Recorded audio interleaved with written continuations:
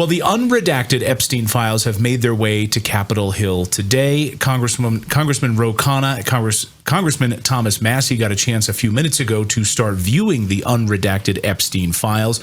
You know, the ones where someone says they love the torture video or they love that 11-year-old girl. Let's do it all again. Yeah, all of that really disgusting stuff that has been redacted by the DOJ. It wasn't supposed to be. Why was it? Huge portions of the files they did, and Pam Bondi didn't comply with the Epstein Transparency Act, which may be why they've been shoving Todd Blanche out there in front of the cameras. I don't know. You might have also noticed this ad last night during the Super Bowl. Watch.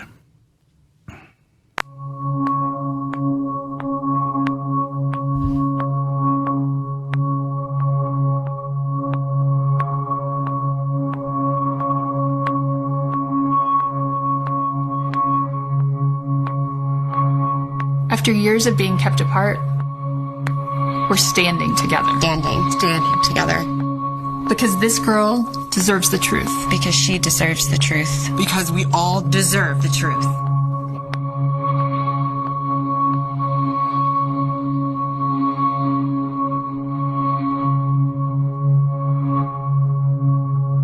Ouch.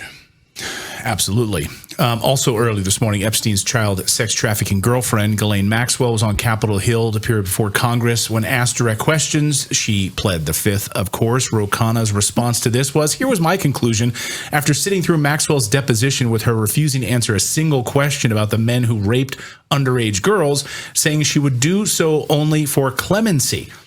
She wants to be let out, of course. She must immediately be sent back to the maximum security prison where she belongs, of course, not in that cushy little country club that she's currently hanging out in. So what questions? Why did the DOJ fail to comply with the Epstein Transparency Act? Of course, Congressman Massie on our show last week spilled the beans about it. He was asked about this yesterday. What answers does he want? Listen. But the one thing I want is the one thing the DOJ is not releasing, which is the names of the clients and co-conspirators in this sex trafficking ring. So they've either over-redacted the files in some cases or just completely omitted files in other cases. The unfortunate thing that they've also failed at is they have released victims' names. Yeah. Someone who knows just how dark and deceitful and satanic these Washington pedophiles can be is former Congresswoman Marjorie Taylor Greene, who thankfully got out of that disgusting swamp, but she is a truth teller, and she has been all along. Congresswoman, great to see you. Thank you for joining us here on Redacted for the first time. Thank you so much for having me today. It's our pleasure. So just at a high level, I want to get your response to this. First of all, the Super Bowl ad calling on the Department of Justice to actually release what they said what they are compelled to release under the law that the president signed into law, and they still have failed to do this. And your former colleagues are still begging for them to provide these files. Yeah. When I watch a video like that, it hits home in a very different way because I met most of those women and spent time with them, heard their stories, watched them tremble and cry as they told their stories in front of the world at several press conferences in Washington, D.C. last year. And my heart goes out to them. They have been fighting for so long, and they've worked very hard to join together, finding each other over all these years. And all they want is transparency. They want our government to do the job that it's supposed to do, that the American people want it to do, and our taxpayer dollars pay for it to do. They want the truth to come out. And it's just shocking that even after the big fight we had in late 2025, after passing a law, the Epstein Transparency Act, is still shocking that this is still such a battle. You have a lot of knives in your back from people you thought were your colleagues for continuing to push for disclosure. Now, originally, when we saw ads like this, I thought that this was a matter of sexual abuse and sexual assault. After reading the files for over a week now, it appears that it's violence, possibly murder. So a survivor is not just someone who got away having been abused, but got away with their lives when it seems like there were many who did not. So I want to offer you an opportunity to take a victory lap, because you were right that the American people need to see this, and also let you sort of, maybe I want to ask you, did you know that it was this violent? Did you know that it was this far? I didn't know it was that. First of all, thank you for that. I very much appreciate it. Yes, I do have many knives in my back. I've also got them in the front as well. Yeah. I went through quite a battle there. And what people need to understand is nothing changed about me. I didn't change any of my views, my policy views. I very much still firmly believe in the things that I always said and the things I campaigned on in 2024. The problem is that in 2025, the president and many Republicans that I served with in Congress, they're the ones that changed their views. And that's unfortunate. But the release of the files has proved, to me, it's proved more to the American people than I think they can almost handle. I think people are on overload right now because it's so shocking, the things that we're reading in these files. And remember, there are millions more files to go. This is not all of them. And they're being held back. But when you see the DOJ breaking the law, they're breaking the law because they're redacting the name of former president, Secretary of State, members of the government. They're redacting those names. That's breaking the law. Every name has to be revealed. They're also deleting files that they release. That files should not be deleted once they're released to the public. They're redacting names that should not be redacted while they're letting out information on the victims, which they're supposed to redact personal information about the victims, and they're not. They're not covering that up. They're releasing that. And I think what this shows to America is that our government has betrayed victims, innocent victims, in ways that we can't even comprehend, to the point of child sex trafficking, satanic rituals, maybe cannibalism, and rape and trafficking of women. And that fell almost inferior to some of these other things. But it's the vast cover-up for the rich, powerful elites. It's really the international deep state. And it's the people that live in some sort of sphere that the common man can't even comprehend and doesn't walk in. And it's also pulling back the veil, which sadly wasn't surprising to me, that many of the things that the people have had to endure, such as COVID, such as things that happen in our economy, businesses that get supported, industries that get supported, others that get torn down, seems to be planned years in advance by this gigantic network of the international deep state, the international elites.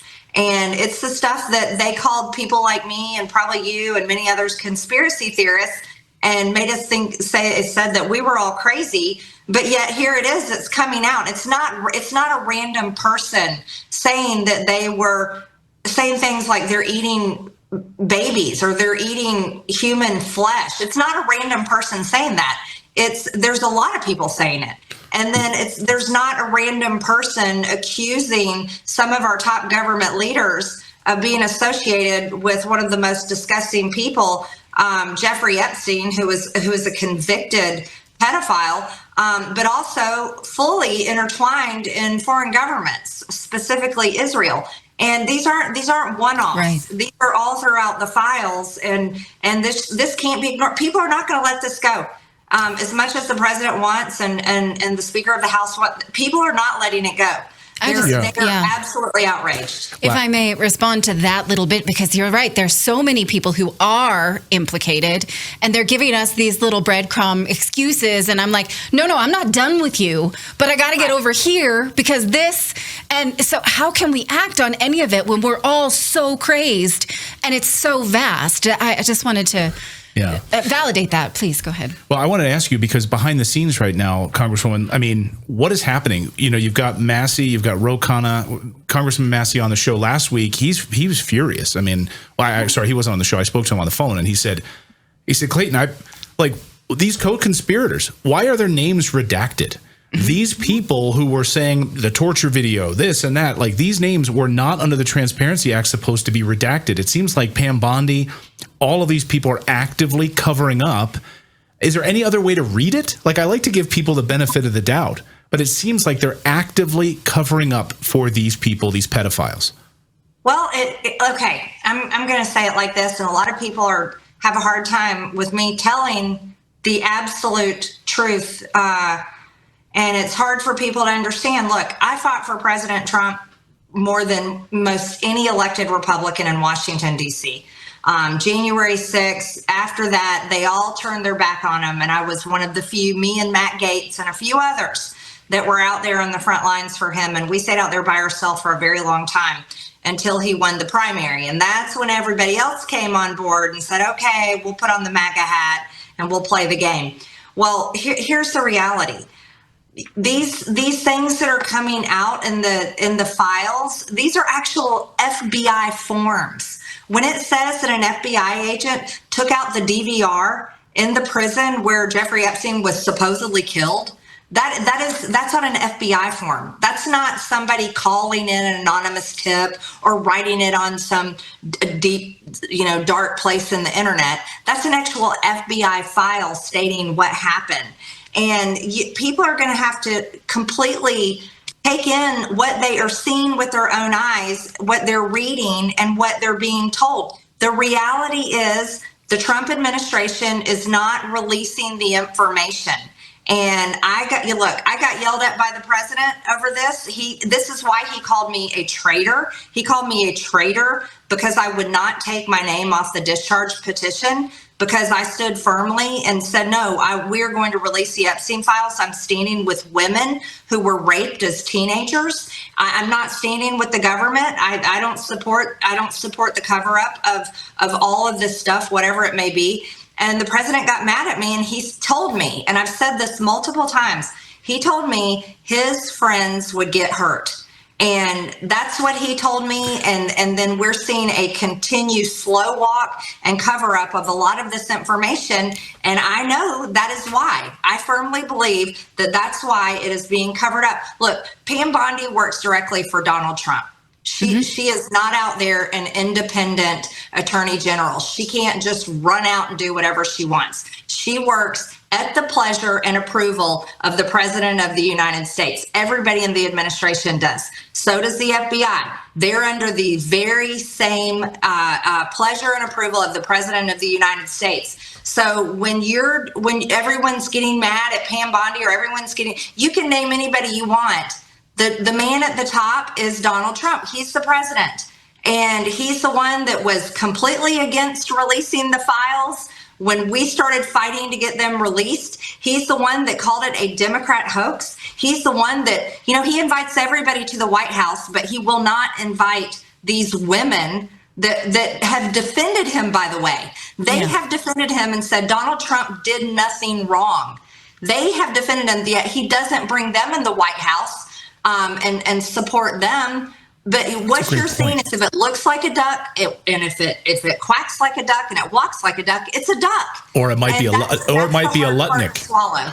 Right. Or it might be a Lutnick duck. This idea of protecting his friends versus protecting, because I am not at all convinced that this is not still happening as we speak. You're a mother of three. I'm a mother of three. We serve at the pleasure of this role we've been given as protectors of our children and their generation and their peers. And I don't think that there's anyone else to protect. So I don't care about Howard Lutnick. I don't care about protecting anyone else who might be associated with something that I once validated. I really don't. And so Massie just called for the resignation of Howard Lutnick, who clearly told us lies about his association with Epstein. And so I want to ask you about, the domino effect, and who's being protected and who's saying children are not important.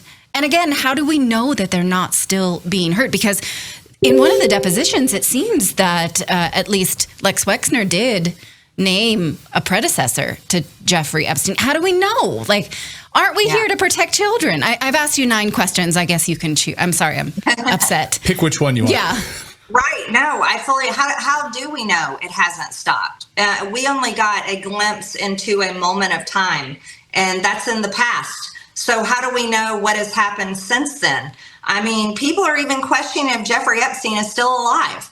And I don't think that's a bad question. I think we should ask every question. At this point, in this time, after what we have read in these files, every question is valid. Right. And you know how I really feel about it? Look, my parents are baby boomers. I'm Generation X. I'm 51 years old. And I love my parents and I love many people in their generation. But I am sick and tired of the baby boomers that are in charge of everything right now. That's across both sides of the aisle. They are responsible for so many of the bad things in our lives. They're responsible for the nearly $40 trillion in debt. They're responsible for all the foreign wars that our military has had to fight for decades now. They're responsible for our Social Security is going to be completely broke in just a matter of years. The baby boomers are responsible for this. And then what are we seeing in the Epstein files? A bunch of gross, disgusting, evil, corrupt, lying, piece of crap baby boomers are all in there. So how I feel about it is they all need to resign. They all, and many of them should go to jail, because I'm honestly sick and tired of the whole entire group, both sides of the aisle. Do you think we're going to get any answers? You know, one of the things that Ro Khanna had talked about, and Massie too, is about having really sort of an extracurricular special counsel. I guess you could call it a master. Forgive my ignorance on the procedural piece of all of this, but an independent counsel. Yeah. And so being able to have that outside of this process with the DOJ, and unfortunately, unless they are bringing some sort of a court case, that's not going to happen. The judge in this has said that. So they're really right now at the mercy of Pam Bondi. I mean, they're at the mercy of these people.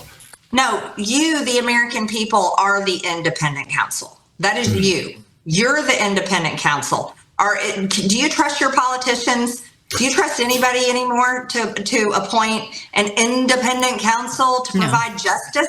I don't. I worked in Washington for 5 years. I'm going to tell you flat out right now, you can't trust hardly anyone up there. They will not do it. They will not do the right thing. The American people are the independent counsel, and you have the 100% sole power to end all of this stuff whenever the American people get finally fed up with it.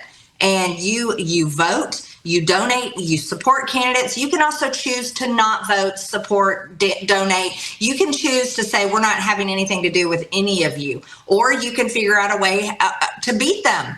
But it's pretty hard. Look at what's happening to Thomas Massie right now. And I 100% support Thomas Massie. He's a dear friend of mine. I endorse him, and I really hope that Kentucky 4 re-elects him, because he's one of the few honest, good men in Washington, D.C. And I can say that because I know every single one of them. And Thomas Massie stands above pretty much all of them.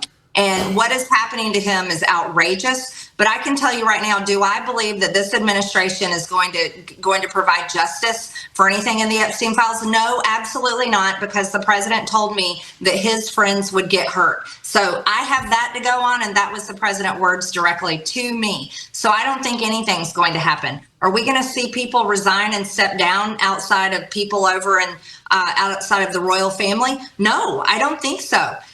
Will we see Israel held accountable and questioned for their part, their role, maybe what Jeffrey Epstein was doing with Mossad? No, I highly doubt it, because Netanyahu is coming to the White House tomorrow to make sure that his friend Donald Trump delivers on this war in Iran that Netanyahu wants to happen. So I hate to be the bearer of extremely honest but depressing bad news. No one's going to be held accountable. No one is ever held accountable except the innocent American people. Think about it. The people that were forced to take a COVID vaccine, the parents that couldn't control their school boards, so their kids were taught all kinds of crap.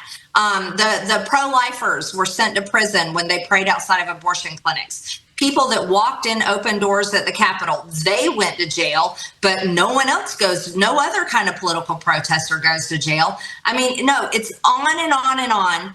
time and time again, the American people are the ones that pay the price, but never, ever, ever the rich, powerful elites. They never, ever go to jail. Not That's unless, really sick. Yeah. but not unless they're being taken down for a reason.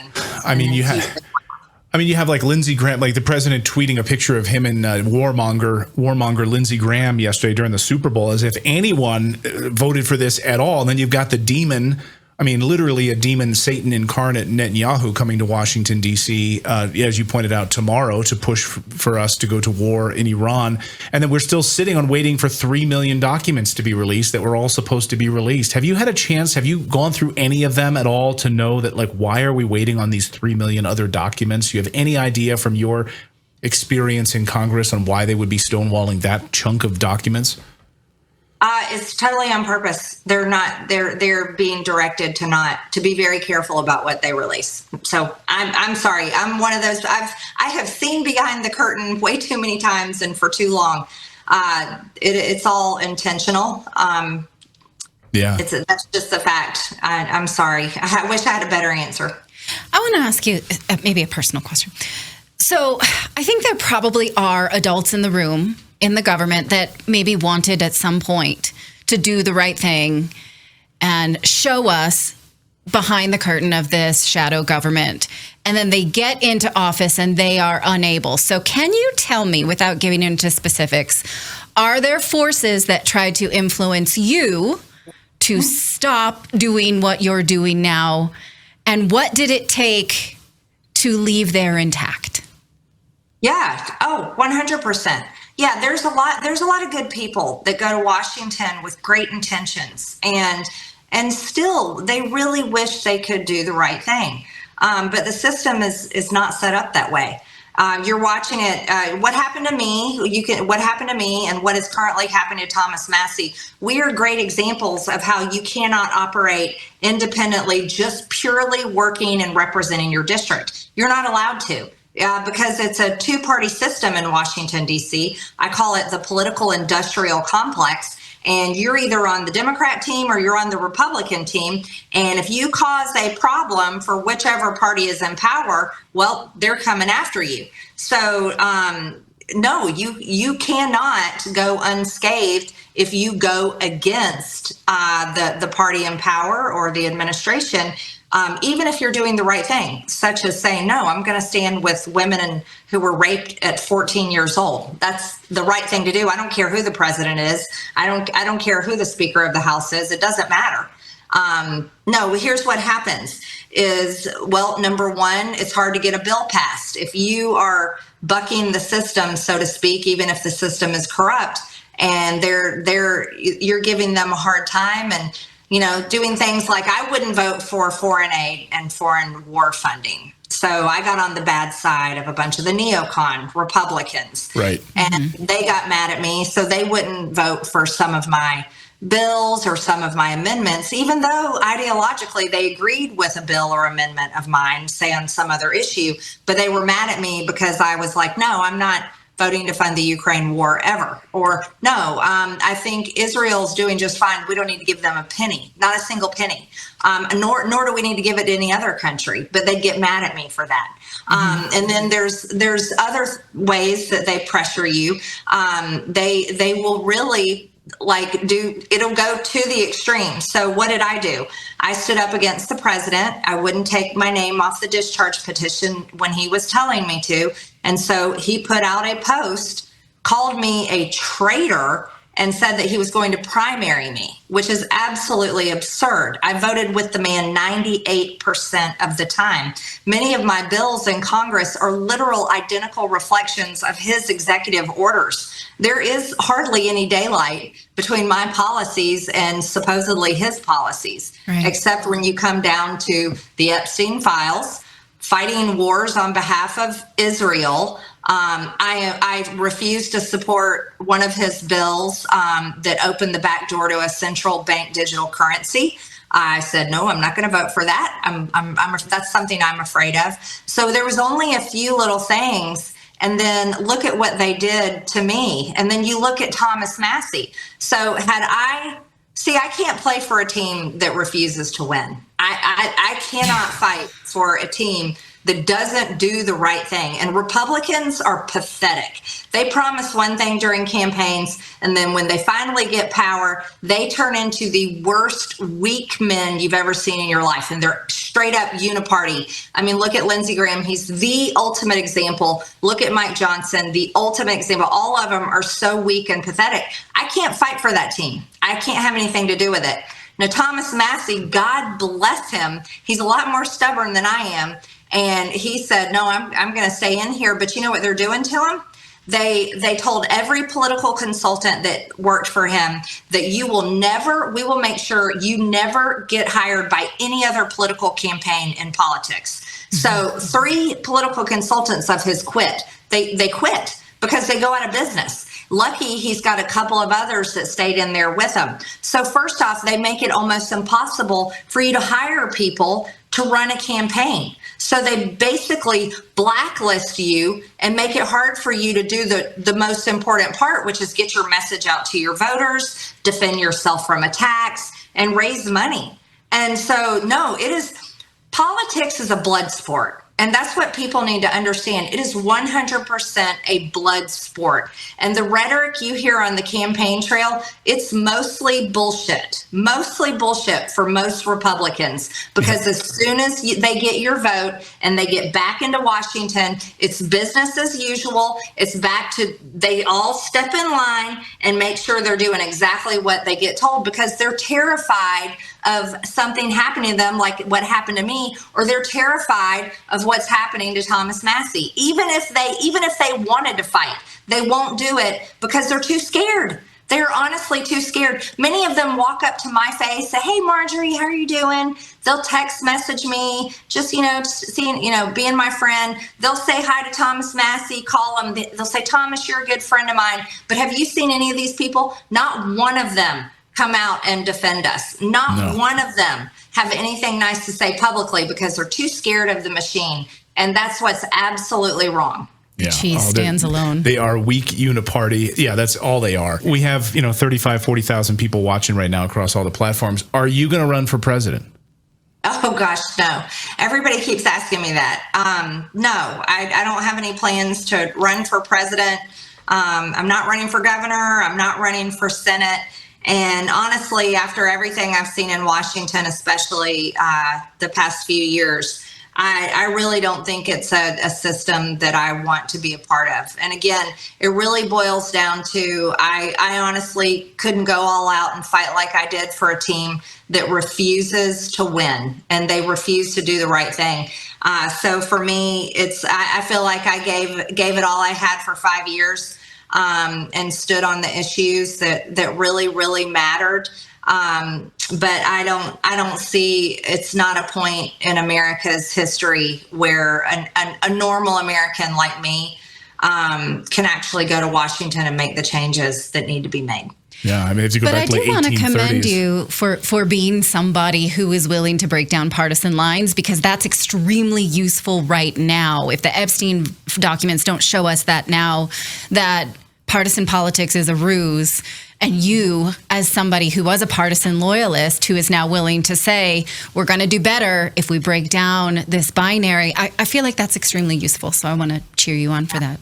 Thank you. Yep.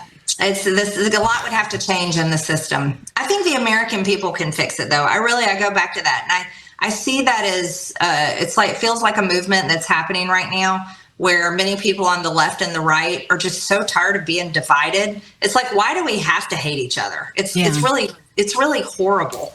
It's destroyed families and relationships. I mean, even marriages. People have gotten divorced over this. Parents and adult kids stop talking to each other. Neighbors, coworkers, we're not supposed to hate each other, because I really truly feel like the key issues that affect all of us, like, for example, health insurance is too expensive. We're all worried about the future as far as jobs. I know for my kids' generation, just the cost of living, and are we going to be dragged into some foreign war that pulls us into World War III? Those are pretty common issues across the left and the right, and those should be the issues that our government should be working on. But Unfortunately, that's not the case. It's nonstop. It's an outrage machine, and it's intentionally built that way. They drive votes and donations based on fear and hate. And so they drive the left and the right to be afraid of the other side and to hate the other side, so they can drive donations and votes against the other. And I think a lot of Americans are really fed up with that, and they're fed up. They have outrage overload. It's just like, it's too much. I can't be angry and upset every single 20 minutes over something else. So I feel like there is some sort of movement of change happening, but it just hasn't peaked yet. But I think that it will. We got a super chat. I don't know if you can answer this. We'll get you out of here on this, Congresswoman. But Angry Hot Dog asks in our chat room, please ask her to tell us some of the names that she saw on the list. Is that even possible? Or is that classified? Actually, that's misinformation. I don't have the list. I said at a press conference with the women there, I offered to them, they have a list. So just so you know, there's a core group of these women. They have a list of the men that they keep to themselves. And I offered to them when I was in Congress, I said, I would read that list of names on the House floor, because we, as members of Congress, have something called speech and debate. So we have protection over our speech on the House floor. And that's not, they don't have protection over their speech. If they just go out and read that list of names without proof, these are billionaires and powerful people that will probably sue them into basically homelessness. And these women they're not rich women. I mean, they're just average people. They can't afford high-end attorneys to defend themselves like that. So people on the internet said, why didn't she just read the list? She should just read the list. Well, I can't. That list is held by the women, and what they want, and it's completely reasonable. This is why they're fighting so hard for the FBI and the DOJ to release, and the CIA, by the way, has files. These files need to be released so these women don't have to go out there and risk extremely expensive lawsuits by naming these names, because they're all in the files. Right. So that, I think that's been a misunderstanding for many people.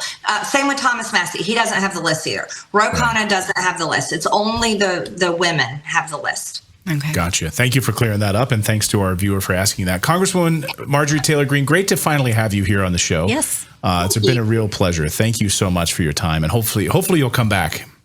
Love to. Thank you so much. Thanks, Congresswoman. Great to see you. Thank you.